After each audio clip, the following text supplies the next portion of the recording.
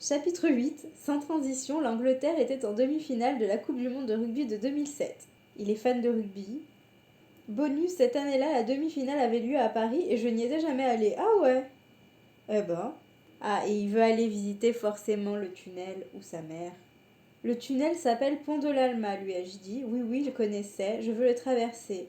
Vous voulez traverser le tunnel à 110 km/h pour être précis. Putain, j'en peux plus de lui. 110, oui, la vitesse exacte à laquelle roulait la voiture de maman selon la police au moment de l'accident. Et non pas 200 comme l'avait d'abord rapporté la presse. Non mais même 110, hein, le tunnel de l'Alma, c'est pas possible. Hein. Le chauffeur s'est tourné vers la banquette arrière. Billy le Rock a acquiescé avec gravité. On le fait. Et s'ils avaient tué quelqu'un dans le tunnel, ou... Mais c'est... Le degré de débilité est stratosphérique. Hein. Billy menace le chauffeur que s'il révèle à qui que ce soit ce qu'ils lui ont demandé, il lui ferait passer un sale quart d'heure. C'est bien, le contrat de travail, là, il est vachement respecté. Le chauffeur a acquiescé, il avait compris. Donc ils ont slalomé dans la circulation, longeant le Ritz où maman avait pris son dernier repas avec son petit ami ce soir d'août-là. Nous avons atteint l'entrée du tunnel, la bosse dans le bitume censée avoir fait sortir la Mercedes de sa route, mais il n'y avait presque rien. Nous l'avions à peine senti. En même temps, c'est longtemps après, peut-être que plus de 10 ans, ça fait 10 ans, ouais, 10 ans, je pense qu'ils avaient rebouché les nids de poules. C'est à peu près le délai qu'il faut à Paris pour faire une réparation dans la chaussée. C'était pas Anne Hidalgo à l'époque, ne commencez pas à râler.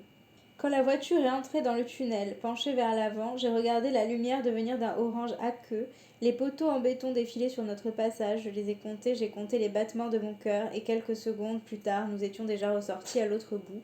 Je me suis adossée au siège, doucement, j'ai dit c'est tout, ce n'est rien, c'est juste un tunnel tout droit. Ouais, ben il est limité à 50. Je l'avais toujours imaginé comme un endroit traite, dangereux par nature, mais ce n'était qu'un court tunnel tout simple. Aucune raison que quelqu'un meure ici, si à 110. Ah, il veut encore. Il veut refaire le tunnel à 110. Alors de nouveau, nous l'avons traversé, ça suffit, merci. Heureusement, personne n'est mort. Ça avait été une très mauvaise idée, oui. En 23 ans d'existence, j'avais eu des tas de mauvaises idées, mais celle-ci était particulièrement mal avisée, en effet. Cette nuit-là, tous ces doutes ont disparu. Elle est morte, je me suis dit, mon Dieu, elle est vraiment partie pour de bon. Je pensais que traverser ce tunnel en voiture permettrait de mettre fin à la douleur, à la décennie d'incessante douleur, ou qu'elle la ferait cesser au moins quelque temps, au lieu de quoi je venais d'en ouvrir l'acte 2. Donc le chauffeur les laisse dans un bar, où il boit plus que de raison. Des potes étaient là et j'ai bu avec eux, j'ai cherché la bagarre à certains d'entre eux. Le pub les a mis dehors. Il essaye de se battre avec Billy le Rock, qui s'est contenté de froncer les sourcils comme un parent ultra patient. Alors je l'ai giflé de nouveau. Je l'aimais mais j'étais déterminée à lui faire mal. Mais quel boulet. Il m'avait déjà vu dans cet état-là, une fois peut-être deux. Je l'ai entendu dire à un autre garde du corps, il est pénible ce soir. Mon Dieu, mais les gardes du corps, ils devaient être désespérés, quoi. Ils devaient se dire, mon Dieu, mais quel boulet. Donc les deux gardes du corps, Billy et l'autre garde du corps, l'ont ramené dans sa chambre, ils l'ont jeté sur son lit sans qu'il ne sache trop comment. Mais dès qu'ils sont partis, je me suis relevée. Il sort de la chambre en cachette, il y a un garde du corps sur une chaise à côté de sa porte, mais il dormait à point fermé. Mais comme il les fait chier, les gardes du corps, ils se rendent pas compte qu'ils ont pas que ça à foutre, sérieux. Ah, il est sorti de l'hôtel, en cachette. Ne jamais quitter ses gardes du corps, ne jamais s'aventurer seul dehors, nulle part, et encore moins dans une ville étrangère. Il a marché le long de la Seine, il a regardé les Champs-Élysées au loin, il s'est arrêté au pied d'une grande roue.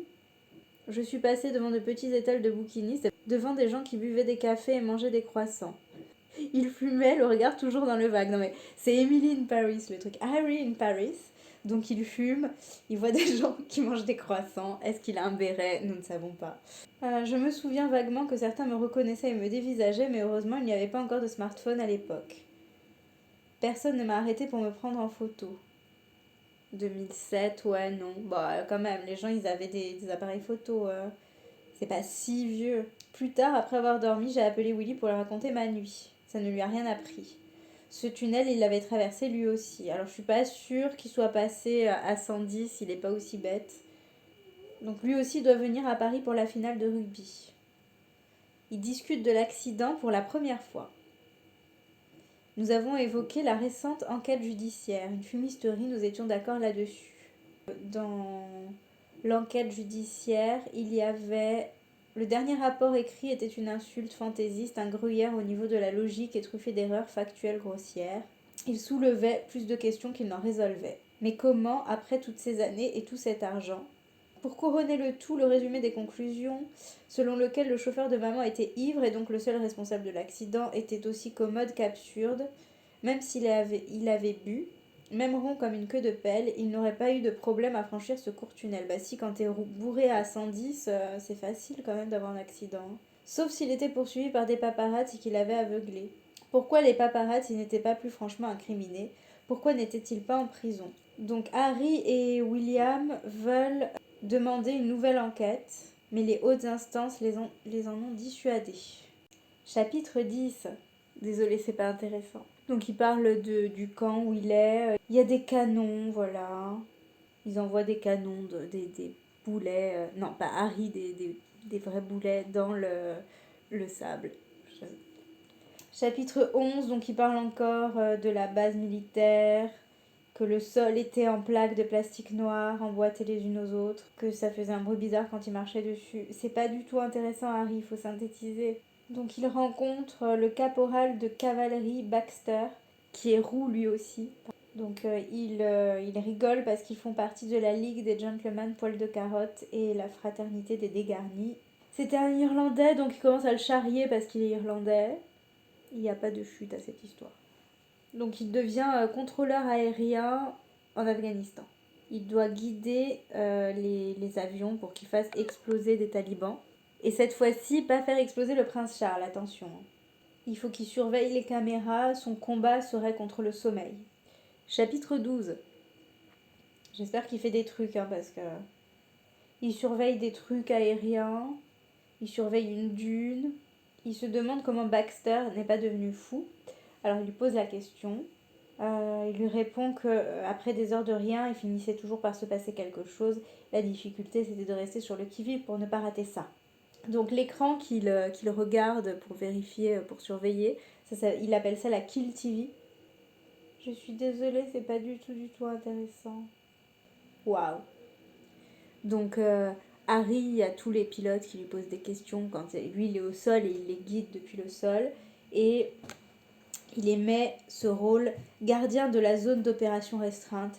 J'ai aimé l'idée de travailler en étroite collaboration avec les pilotes de chasse, être les yeux et les oreilles d'hommes et de femmes si qualifiés, leur dernier lien avec la terre ferme, leur alpha et leur oméga. J'étais, 3 petits points, la terre, majuscule la terre. Le besoin qu'ils avaient de moi, leur dépendance créait des liens instantanés. Des émotions étranges circulaient, de drôles d'intimités se tissaient. Donc son surnom c'est Widow 67, ça veut dire veuve 6-7. Je sais pas pourquoi. Chapitre 13. Des vies sont entre les mains de Harry. Donc Harry il dit que c'est quand même stressant parce que peu avant son arrivée, un contrôleur aérien s'est trompé d'un chiffre en lisant des coordonnées à F-15 américain. Et du coup le F-15 américain, il a envoyé une bombe sur les forces britanniques au lieu de l'envoyer sur les ennemis. 3 soldats ont été tués, 2 autres horriblement mutilés. Donc voilà, il faut pas qu'ils fassent de boulettes. Au même titre que les pilotes, il nous arrivait parfois de causer la mort, et plus encore qu'avec la vie, pour la mort, il fallait être précis. Je l'avoue, j'étais heureux, cette espèce de... Bref. C'était un travail important, un travail patriotique. Donc il est super content d'être surnommé Widow 67, parce qu'il est sans titre et sans garde du corps. Donc il s'est senti anormal toute sa vie, mais maintenant qu'il tue des gens depuis sa cahute, il se sent très normal. Donc il raconte que pendant qu'ils font rien, pendant qu'ils tuent pas des gens, ils jouent au rugby, ils font des pompes, ils font de la muscu, ils dorment, ils mangent. Ils ont droit à 30 minutes de téléphone par semaine et il appelle Chelsea. Quand je n'appelais pas Chelsea, j'appelais papa. Comment vas-tu mon cher enfant? Ça va, tu sais ce que c'est? Bah non, il sait pas. Mais il m'a demandé d'écrire plutôt que d'appeler, il adorait mes lettres. Il m'a dit qu'il préférait largement une lettre.